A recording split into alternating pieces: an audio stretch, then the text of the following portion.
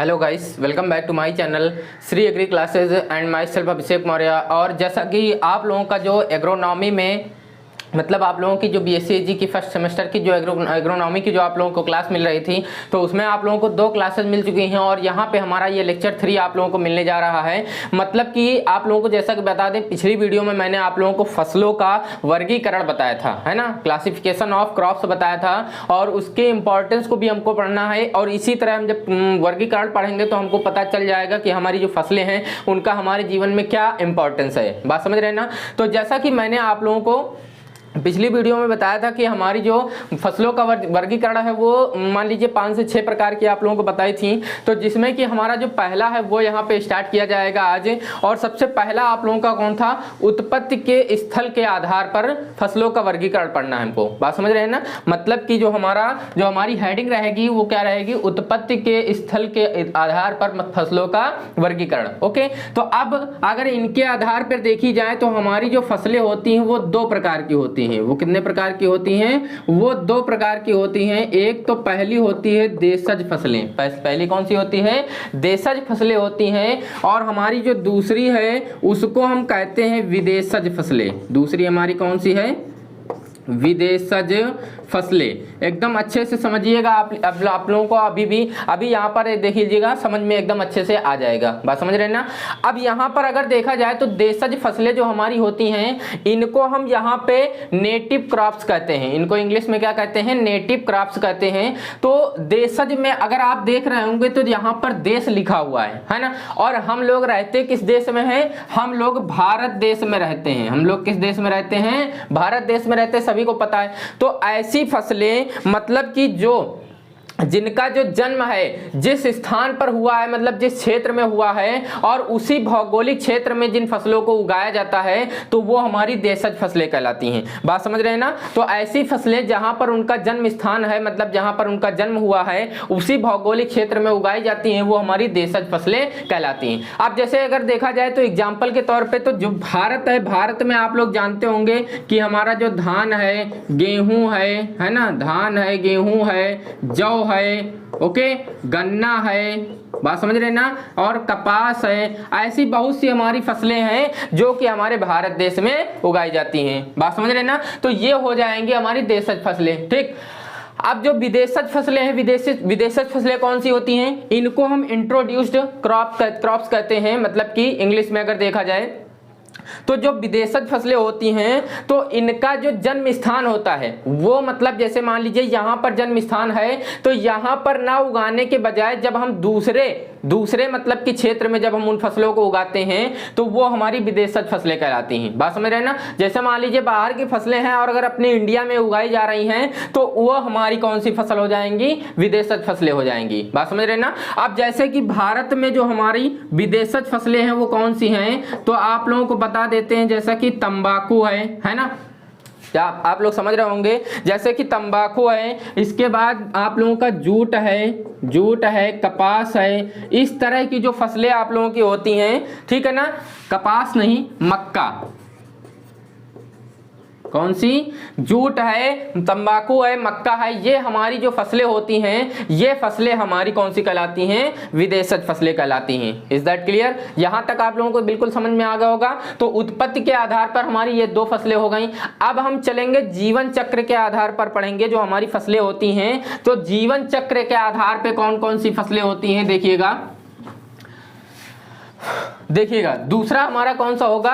जीवन चक्र के आधार पर हमारी जो फसलें हैं उनका वर्गीकरण पढ़ेंगे। तो जीवन चक्र के आधार पे हमारी जो फसलें होती हैं वो 3 होती हैं। पहली तो होती है 1 वर्षीय। पहली कौन सी होती है? पहली होती है हमारी 1 वर्षीय फसल और इसको हम एनुअल क्रॉप्स कहते हैं। इसको क्या कहते हैं? एनुअल्स या एनुअल क्रॉप्स कहते हैं। ठीक। तो मतलब कि जो ऐसी फसलें जो अपना जीवन चक्र, मतलब कि जो उत्पत्ति से, जैसे मान लीजिए उगने से लेके उगने से और पकने तक का जो समय होता है वो जब हमारा 1 साल में पूरा हो जाए, 1 वर्ष में जब पूरा हो जाता है या 1 वर्ष से कम समय लगे उसके अंदर ही जब कंप्लीट हो जाता है तो वो हमारी कौन सी फसल कहलाती हैं? 1 वर्षीय फसल कहलाती हैं। बात समझ रहे ना? आप जैसे बहुत से एग्जाम्पल ले लीजिए, जैसे मान लीजिए आप गेहूं है ना, धान है, ये सब 1 साल के अंदर ही हो जाती हैं। सरसों है, बात समझ रहे ना, आलू है, और ऐसी ना जाने कितनी फसलें हैं जो 1 साल के अंदर ही हमारी उग के और पक जाती हैं और हमारा वो काटने के लिए कंप्लीट हो जाती हैं। बात समझ रहे ना? तो ये हो जाएंगी आप लोगों की 1 वर्षीय फसलें। ये बिल्कुल समझ में आ गया होगा आप लोगों को। अगला जब हम चलेंगे तो 2 वर्षीय फसल पढ़ेंगे, मतलब द्विवर्षीय पढ़ेंगे। कौन सी है? द्विवर्षीय फसलें, ठीक है ना। द्विवर्षीय फसलें यहां पर भी लिख देते हैं, कहते हैं बेनियल्स, कहते हैं बेनियल्स क्रॉप्स होती हैं हमारी। तो इनका अगर देखा जाए, इनको कैसे हम समझेंगे, तो मतलब ये जो फसलें होती हैं, ये जो फसलें होती हैं इनमें वानस्पतिक जो वृद्धि होती है, हमारी जो वानस्पतिक वृद्धि होती है वो 1 वर्ष में कंप्लीट होती है। कितने वर्ष में कंप्लीट होती है? 1 साल में इनकी वृद्धि होती है। वानस्पतिक मतलब पौधे, पेड़ पौधे बन जाते हैं, ठीक है ना।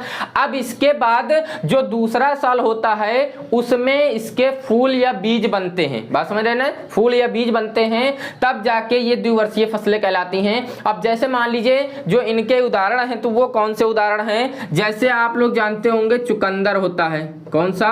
चुकंदर है, प्याज है। ये फसलें हमारा 2 साल तक के समय ले लेती हैं, 1 साल के आगे भी समय ले लेती हैं। बात समझ रहे ना? तो ये इस प्रकार से ये हमारी द्विवर्षीय फसलें हो गई। बात समझ रहे हैं? तो अब आगे जब बढ़ेंगे तो तीसरी हमारी है बहुवर्षीय। तीसरी कौन सी है? बहुवर्षीय है, और इसको हम पेरिनियल्स कहते हैं। क्या कहते हैं? Perennials crops. बात समझ रहे ना? इसको हम पेरिनियल्स कहते हैं।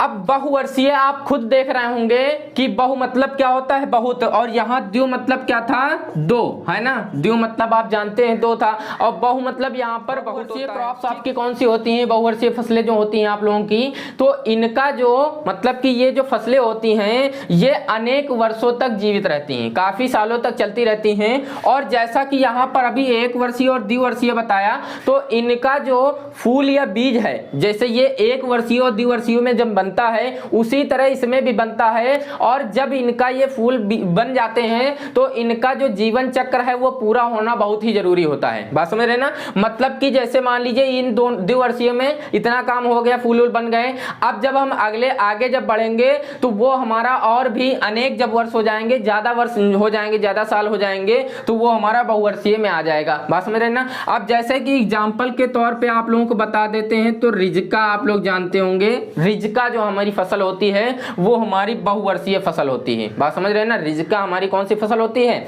बहुवर्षीय फसल होती है। इस प्रकार से ये हमारा जीवन चक्र के आधार पर फसलों का वर्गीकरण हो गया। अब हम आगे चलेंगे तो आगे हम पढ़ेंगे मतलब कि जो हमारी जो फसलें हैं वो ऋतुओं के आधार पे कितने प्रकार की होती हैं। तो ऋतुओं के आधार पर हम फसलों का वर्गीकरण पढ़ेंगे। ये हमारा तीसरा है, ठीक है ना। तो ऋतुओं के आधार पे हमारी जो फसलें होती हैं वो 3 प्रकार की होती हैं। कौन सी होती है?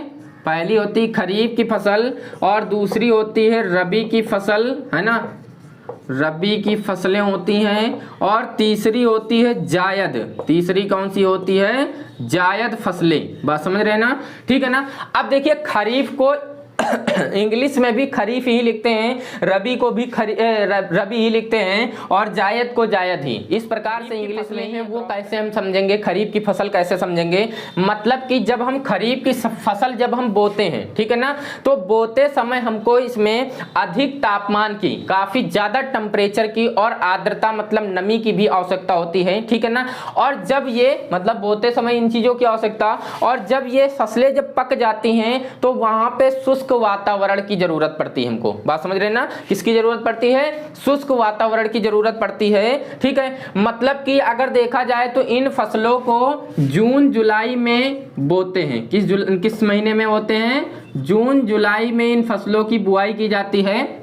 अब आप समझ रहे होंगे कि यही मंथ चल रहा है और अभी इसी मंथ में जो है इन फसलों की बुआई की जाएगी। बात समझ रहे हैं ना, समझ रहे हैं, ठीक है ना। आप देख लीजिए इस वक्त टेम्परेचर काफी हाई रहता है और आर्द्रता रहती है, ठीक है ना, हल्की फुल्की अभी नमी आ जाएगी, है ना। और इसके बाद जब पकेंगी तब यहाँ पे शुष्क वातावरण हो जाएगा। बात समझ रहे हैं ना। अब जैसे कि आप जानते होंगे धान की फसल काफी क्षेत्रों में उगाई जाती है, बहुत से क्षेत्रों में धान की फसल उगाई जाती है। और जैसे मान लीजिए कपास है ना, कपास है, जूट है, पटसन है, ये हमारी इस तरह की फसलें जो होती हैं ये हमारी क्या कहलाती हैं, ये खरीफ की फसलें कहलाती हैं। और भी हैं जैसे बाजरा है, ज्वार है, बात समझ रहे हैं ना, ठीक है ना। तो ये हमारी हो जाती हैं कौन सी फसलें, ये हमारी खरीफ की फसलें हो जाती हैं, ठीक।